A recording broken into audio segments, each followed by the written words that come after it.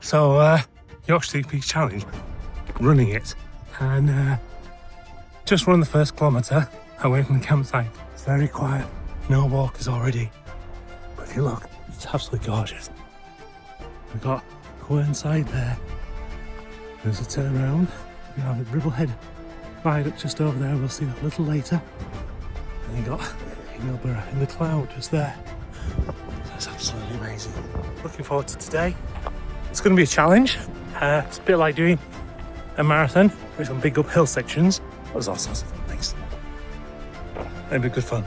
Right, I better get on running. Enjoy the day, and I'll keep you posted.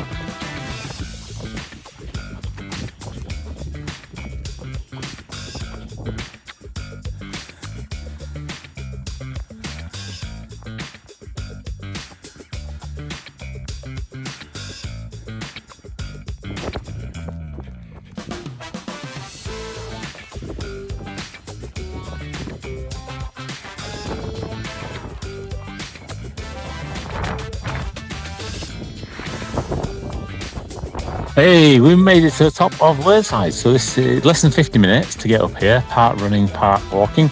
Mainly walking the uphill bits, but there were a few flat sections. But look, I'm just going to spin this round so you guys can take in the beauty. I mean, this is absolutely gorgeous. You can see all the rolling hills. Still a bit of low-lying cloud.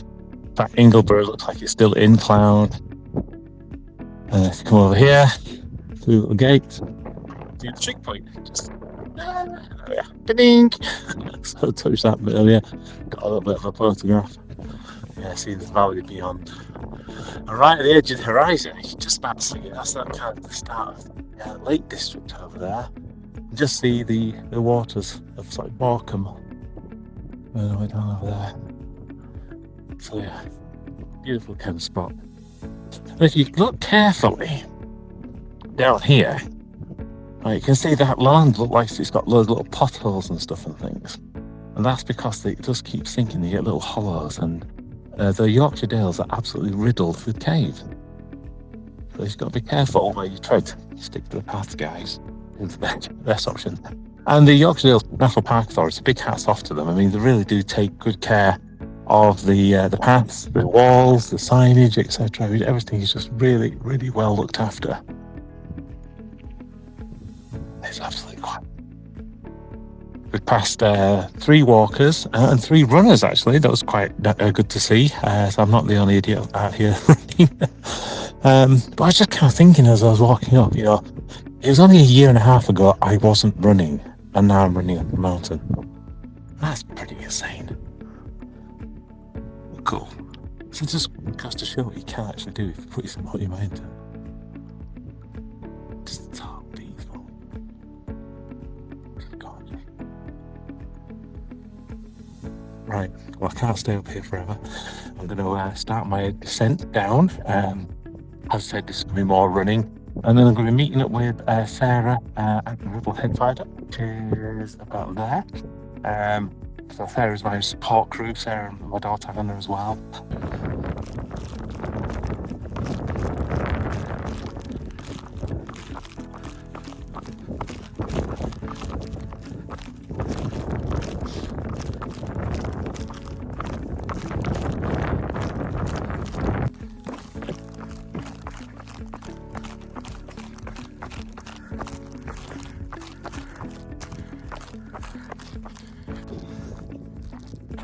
before the paths were here, I do remember when they used to not be as good as this. When my dad used to bring me up here when I was a wee nipper.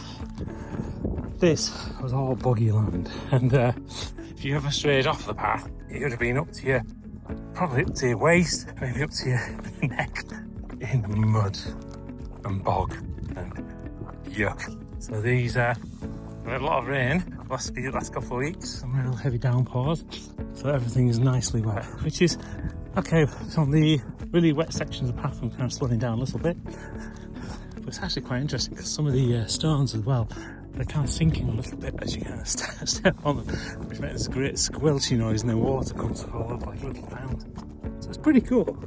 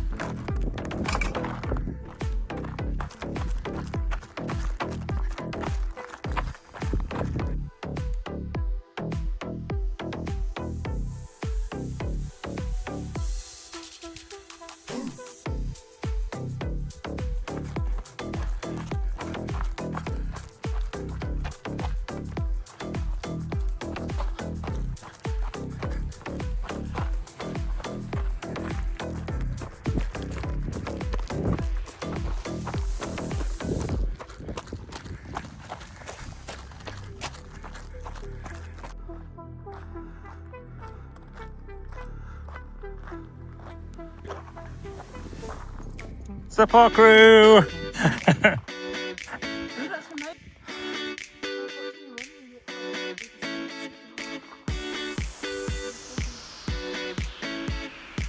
Whernside, bottom of Whernside. And as you can see, we've just finished by Ribblehead viaduct, exactly where I was expecting. So that little stint is around about 10 kilometres, 10.5 kilometres. Ran all the way down, coming down the side of Whernside. It was really good fun.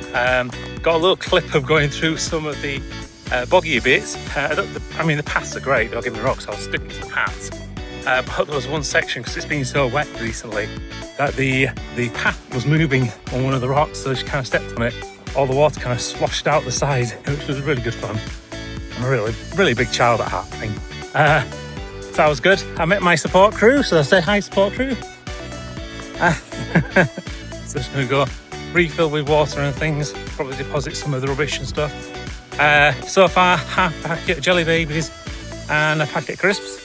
It'll fuel this, so that's around about, 400 calories in. But the thing is, got to remember, I'm taking calories in now for the next hour, 2 hours worth of work. And keep doing that as I go through this. So very similar to what the fueling strategy was for the marathon. Looking forward to doing Pen-y-Ghent next. That's got a longer walk to the start of it, so I think we've probably got another 10 kilometre walk just to get there, and then actually the hike up itself, and then the run down. So I'm going to see how much of this flat section I can run. Hopefully you'll get a fair bit out of the way, because that kind of changes the pace. When I've been running on the downhills, I'm getting around about 8 minutes per kilometre, which is good. When I'm walking, it's about 16 minutes per kilometre. So again, it's kind of cutting half the time down, which is great for a time attempt.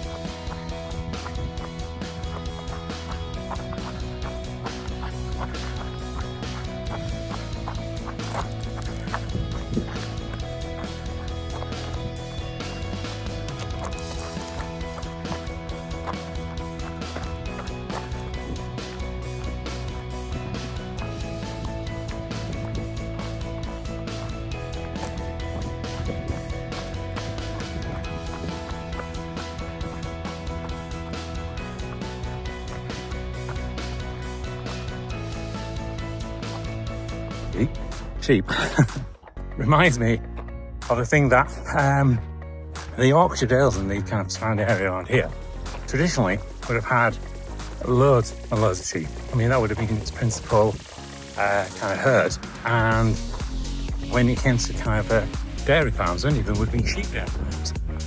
But then I think it was about 300-400 years ago, there was a big kind of disease that hit a lot of the sheep, and a lot of the farmers turned to cows, which is why now we have a lot more cow's milk for cheese than sheep's milk.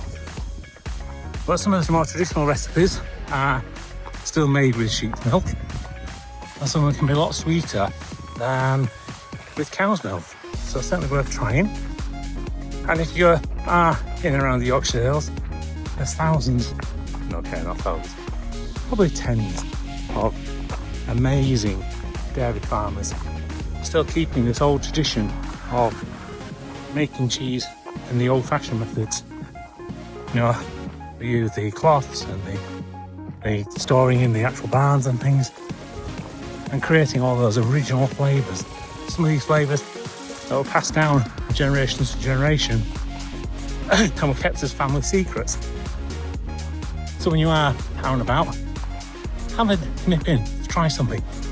You might find a Wensleydale that doesn't necessarily taste like the Wensleydale you remember, or a cheddar that tastes amazing that you've not tried before, or maybe try something like a Lead Blue, which is made out of sheep milk, made in Ilkley, and again, very nice taste, very subtle, not as sharp or metallic as some potential other blue cheeses. So definitely worthwhile giving it a go. The Yorkshire Dales has so much to offer, including amazing scenery. And for those of you keen of eye, you'll notice we're at the other side of Ingleborough. We're going to be walking that guy a little later. Turn around there. You can see Whernside, Ribblehead viaduct. Just come over. Can't quite see the top of Pen-y-Ghent from here. Right, let's speak short soon.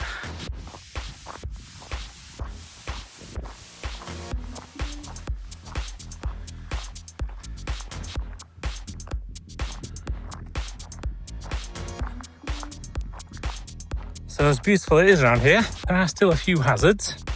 Obviously falling off rocks, that's one. The wind and exposure. So do make sure you bring in equipment, and the right type of equipment as well, so that you're safe when you do this. So even though I'm going light today, it doesn't mean I'm not wearing anything to protect myself. So I have warm clothes, waterproofs, I've got water, food with me, so again, okay for I'm on the trek. The only thing I've probably not brought that I might have should have done would have been a first aid kit, but not planning on really hurting myself. The other things to think about from a hazards perspective are things like ticks.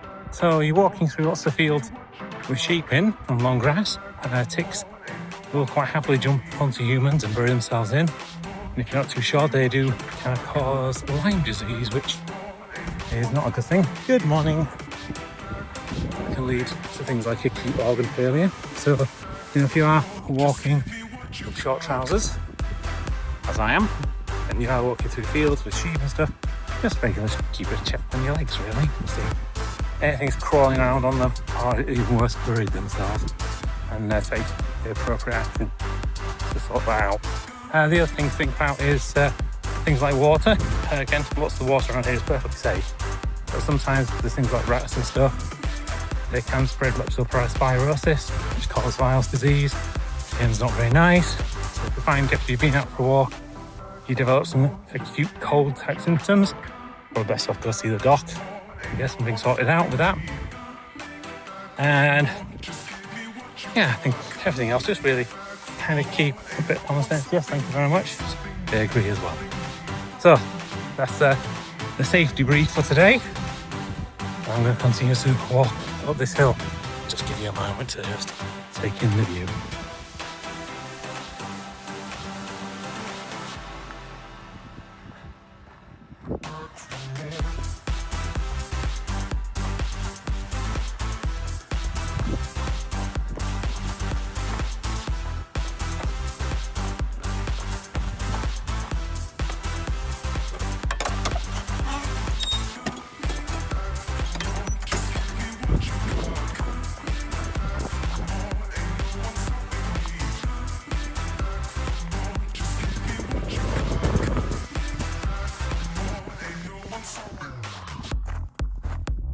So the path itself has like a plastic mesh underneath it, then covered with this kind of shale to kind of keep it in place.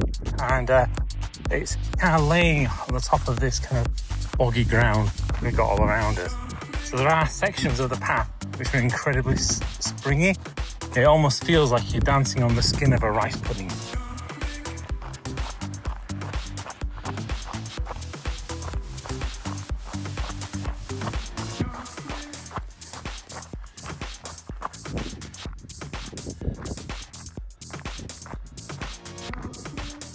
So we've just passed 20 kilometres, which is halfway round, and that means there's 20 kilometres left to go. We've still got 2 peaks left. Pen-y-Ghent is our next one. You can see just there on the horizon. So we're literally at the start of the climb up. We've got one little hill to go down and then go start to climb back. So it's going to be quite good fun. The run down from Whernside was really good fun. Whernside we can just about see there in the distance, and managed to maintain about 8 minutes per kilometre, which was good. And again, if it got a bit unsure on the footing, slow it down. I'm not here to kill myself or cause myself an injury by trying to go too quick. The whole point of this is for training. So it's getting myself ready for when we go up and do Kilimanjaro in September. So I don't want to damage myself ahead of that. So it's just being careful, making sure we do the right thing. And yeah, so it's kind of enjoyable. I'm enjoying the bit of the peaks and climbs. There's not as many people on the hills as what I thought there might be. When we last did this a couple of years ago, it felt incredibly busy. And certainly when you compare it to the national 3 peaks that we did in June, that was extraordinarily busy. But this one's been a lot quieter. Probably maybe past about 50 people in total, which is certainly nowhere near. If I was going to say what's the difficulty rating so far, this is certainly a lot more difficult than the national 3 peaks. I don't know whether that's just because I'm running it, but I think some of the ascents are steeper. So while it might not be as big in total, I think it certainly makes up for it. And it certainly makes up for it beauty anyway. Right, better get back to it. Good day.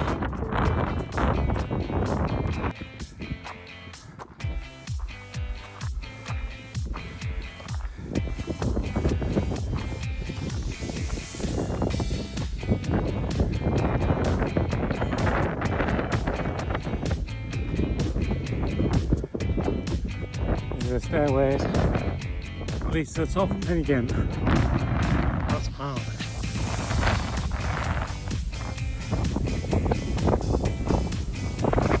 That's Sunday. Not bad. They've done over 25 boxes. They probably don't need that. Which includes some sharp out. It happens. You can see absolutely sterling cheese, so it's a bit cold. So certainly with nothing very good. But I know since it's about next thing is about running back this side. It's all nice support crew.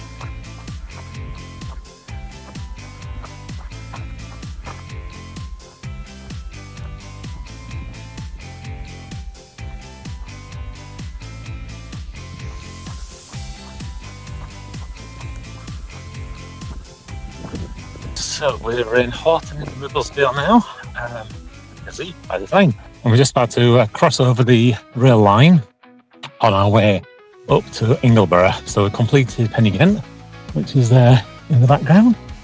That's you there.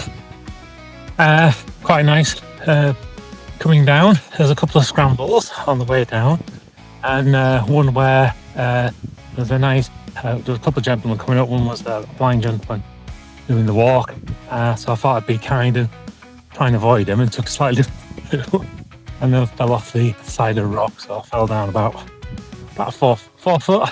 Managed to scrape my knee. Nothing major, but looked quite impressive. But these things happen, don't they? All part of the fun of it. So, in the meantime, that's it. We're back on. We're trying to get up to Ingleborough. So, definitely won't make it in the 6 hours. We're at 5 hours 20 at the moment in. So, Bruce and Mike, both of your records are still okay. But I'm hoping that still should be a nice time. Maybe 7.5 hours.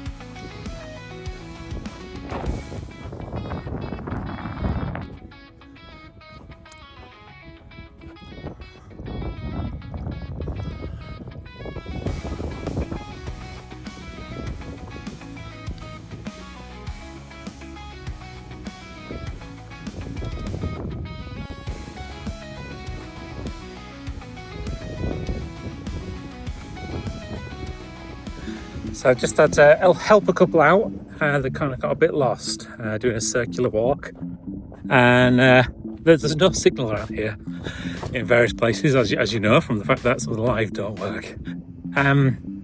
So it means that if you're kind of coming up here just relying on things like Google Maps or Apple Maps or something, then chances are at the moment you need it, you ain't going to have it. It's just not going to work whatsoever. So do make sure you have alternatives and backups, etc. So OS maps, compasses, that kind of thing. If you are using your phone for navigation, again, make sure whatever navigation app you're using, you've got an option to download the maps so they can be used offline. If you also make sure you've got a spare battery, as daft as it sounds, because using GPS on your phone will use the battery a lot quicker than you can imagine. And if you can, just take a paper map and compass just on the off chance. I mean, don't get me wrong, the paths and the signage is great. But it's not perfect. There is opportunity for you to go off the path. There is opportunity still to get lost. So definitely make sure you take the right equipment to keep yourself safe.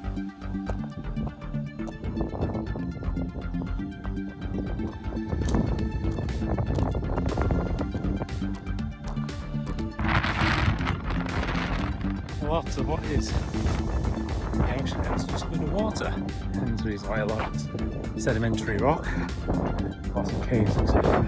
Also these magnificent features on top of these beautiful ribbleheads. Still amazing.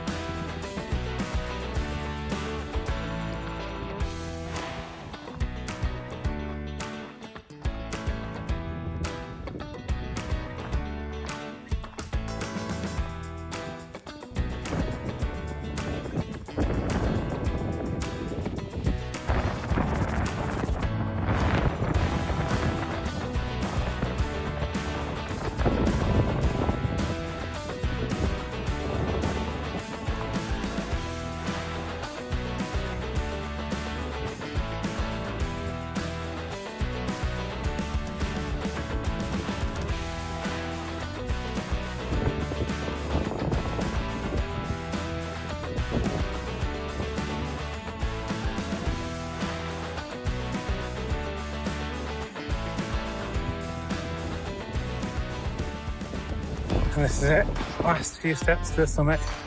You can just about see the summit, shelter and trig point It's just there ahead of us. Pretty much where Ross is coming from.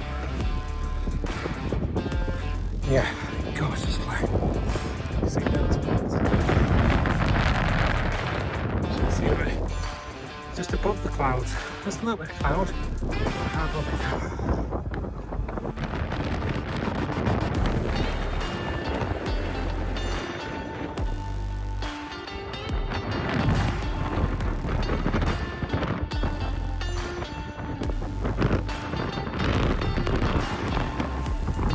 Okay, made it to the summit of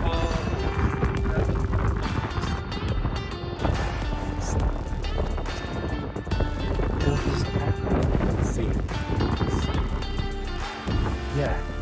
The interesting part is actually there. So I can kind of get some trick.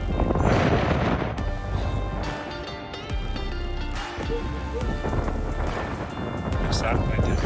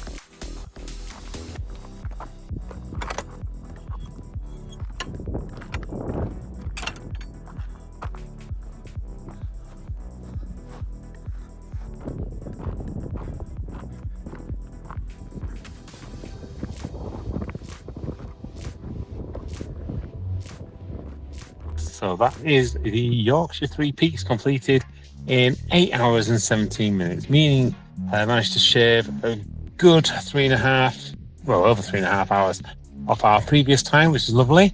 And that really combination of just adding a bit of running along with the walking was really good fun. Really good fun, especially doing the downhills. Definitely recommend it for people. It's just really refreshing. And you can kind of cover a lot of distance. I'm feeling quite tired now. I must admit, I'm ready to go get a shower and go grab something to eat, I think, and just try and relax. But really enjoyable. The day has just been perfect for it. In fact, the sun has just come out just now, so I can imagine if we can find a nice place, a nice garden where we can just sit out, eat something, just enjoy a bit of relaxing in the sun. That would just be a beautiful way of finishing off this day today. Hopefully you guys are going to have an amazing weekend as well, and look forward to talking to you all later. Bye bye for now.